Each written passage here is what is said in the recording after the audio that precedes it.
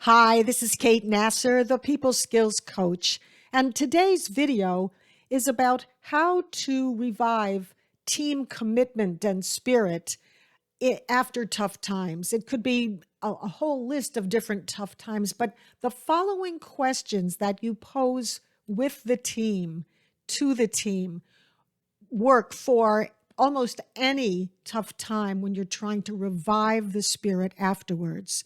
So here you go. There's about 4 or 5. I think you're going to find these very valuable. I've used them as a consultant now for 30 years, and you will see that, yes, it does stand the test of time. So here's number 1.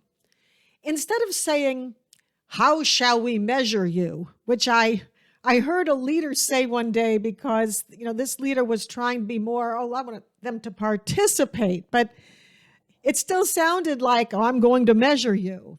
So instead of saying, "How should we measure you?" the question is, how do we start to measure success after these tough times?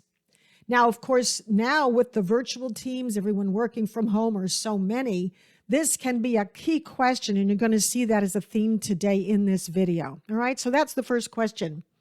Number 2, what can we change to succeed? Now, be very careful. After tough times, you're more likely going to want to say something like, well, what should we change to survive? This is not a positive message. Surviving does not bring people to work with a positive attitude. So no matter how tough the times were that you've come through, you must focus on something much more positive, much more futuristic. So much better to say, what can we change to succeed in these new conditions, in this new environment, etc. All right.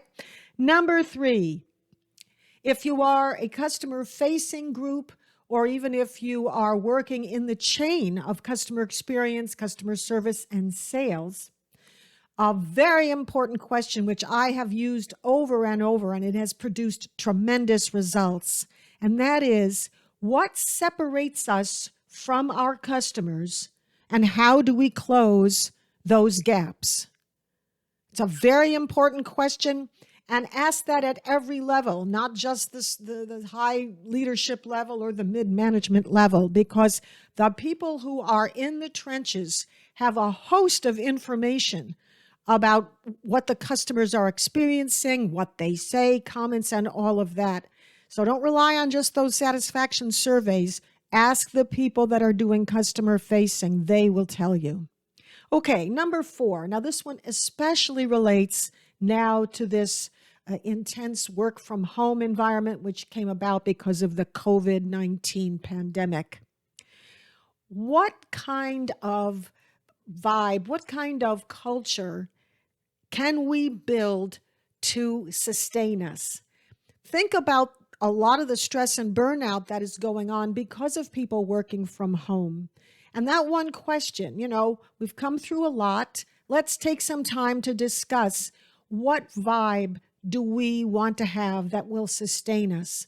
And what do we need to change to succeed? That echoes the question I mentioned earlier. Question number 5. How shall we celebrate our successes? Now, if you're one of those leaders and managers who still thinks, "Oh no, we don't need to stop and celebrate along the way, no, we're here to work and get things done," then you should definitely read my book, Leading Morale, because people want to celebrate and recognize and be appreciated for the work they're doing along the way. And it doesn't mean expensive parties and flights to Europe or Tahiti or some exotic place.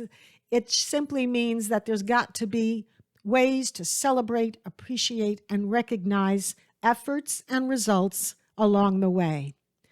Those 5 questions will be a tremendous boost, both to the performance of your organization and the morale. And by the way, those are integrally connected.